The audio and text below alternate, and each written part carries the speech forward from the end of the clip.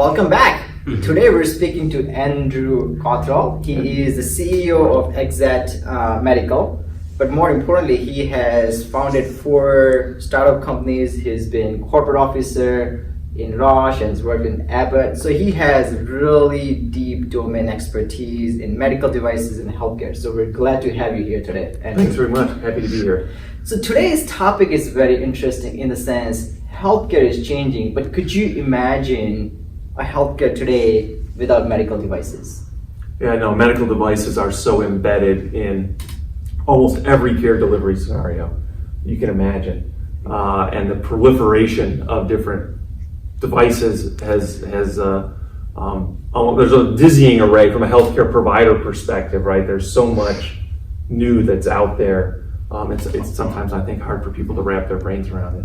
And what's worse, or interesting, if not worse, is that almost 3,000 510Ks get approved every year, which means you have so many new medical devices that are coming. Imagine the burden that clinicians would have to first evaluate, get used to it, and bring it into the practice. I mean, it's a huge task, isn't it? It is enormous, and I suffer the same thing as every other medical device person in that why won't a hospital take my device? Why don't they want to adopt my device?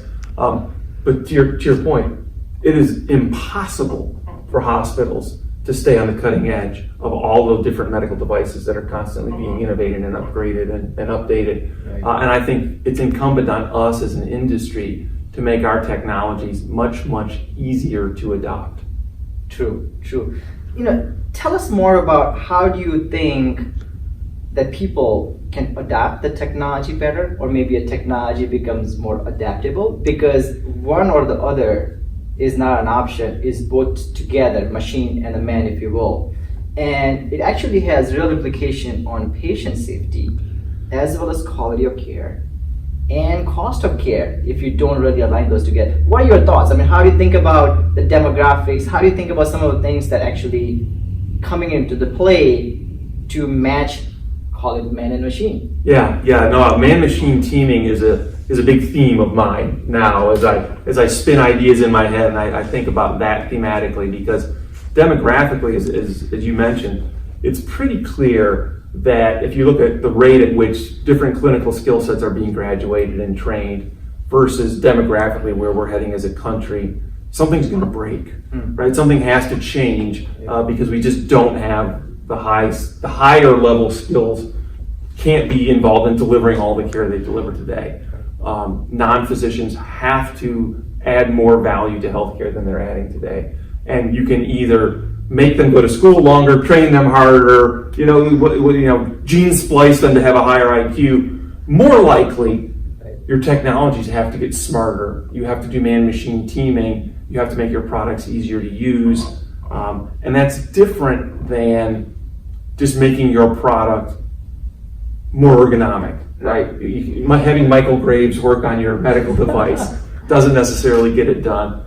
And on the other hand, the really sophisticated tools, if you will, like a Da Vinci robot, not to knock Da Vinci, it's a wonderful piece of equipment, right? But it doesn't have intelligence in it. It does what a highly skilled surgeon tells it to do. It does it extremely well, very precisely. So somewhere in the middle between that and over here, you've got fully autonomous robots, right? The Roomba, or a welding robot, or Rosie from the Jetsons. And somewhere in the middle, there's a teaming of a person with a robot that elevates their skill sets, makes them better at their clinical tasks than they were before, but doesn't demand from them a higher skill set or months or weeks of training to get there. Very interesting thought. You were saying today's robots are more controlled, and you're actually getting towards more adaptable systems, call it AI and others. But I think the angle you're adding is supervisory angle, governance angle, and preparing so that is you having do things better, but not go rogue. So tell how how do you think the infrastructure around the non-clinician or infrastructure around the clinicians or maybe physicians could evolve? Is that a role that device manufacturer could play to make the transition easier? Is that a role from a UI UX perspective that should be more easier? I mean, obviously that's the adaptability part that you discussed. Absolutely. So there's kind of two sides to it. There's the in the physical real world of the clinical workflow, what's happening and how can we help a clinician perform that workflow faster, better, more precisely, better outcomes, less errors, less complications. There's also the how we pay for medicine side of things, right? Because if I take something where a physician builds a CPT code and my smart man-machine teaming medical device lets a nurse do that, right? Okay, now who's getting paid for what there? It's not quite as straightforward as just the technology side of it. There are systems aspects to be worked out, but the technology side is kind of where I live more, and that, while AI sends a shiver down everybody's spine, right? What's going on? The bottom line is in sort of bite-sized ways, we have to start applying that more and more in medical devices. Very interesting. So you have to have technology improve.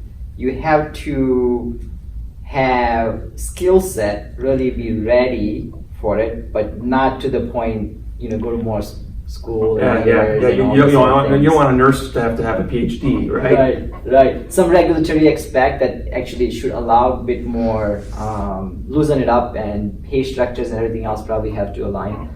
So there's a lot happening. Do you think timing wise we're coming closer to really getting that adoption in any near term?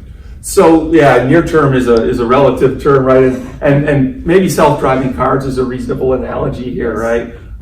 Because you can get a lot of great features in a car. Tesla can almost drive itself, but as a few people have found out the hard way, they can't quite drive themselves in all circumstances. Somewhat analogous to medical devices. We're going to make them smarter, we're going to make them better, but it's going to be a long time before we just turn a robot loose on our bodies, right? And so understanding that balance is important, and I think that's going to be an area that evolves in the next maybe 5 to 10 years, because technology always goes faster than adoption. Very true. In every field, but in medical in particular. Yes. Very interesting. I think the things that we covered, Andrew, correct me if I'm wrong, you can't imagine life without medical devices. But medical devices and the technology has to evolve to the point where you actually make the man-machine teaming much easier. Yes. And as a result, you could potentially have more productivity in a workflow, so that actually helps drive in terms of cost. Absolutely. Also, the care gets improved. To your example, hey, if you could do things consistently better in a very micro nano level, that actually improves the care in many, many different ways. And all of that is actually possible, and that you think demographically we're actually going down to that path. We just have to get people more technology savvy, but more importantly, get technology really more people savvy. Yes, if you will. Absolutely. Well, Very well said. This is why Andrew is healthcare igniters. He's innovator. He's always been innovator, and I think this is a new era that he is advocating, and he's very influential. And we probably would see in some of your products as a. I hope to bring some of the first man-machine teaming medical robots to market. Yes, indeed. We're excited to see that. Thank you, Andrew. Thank you. Great to be here.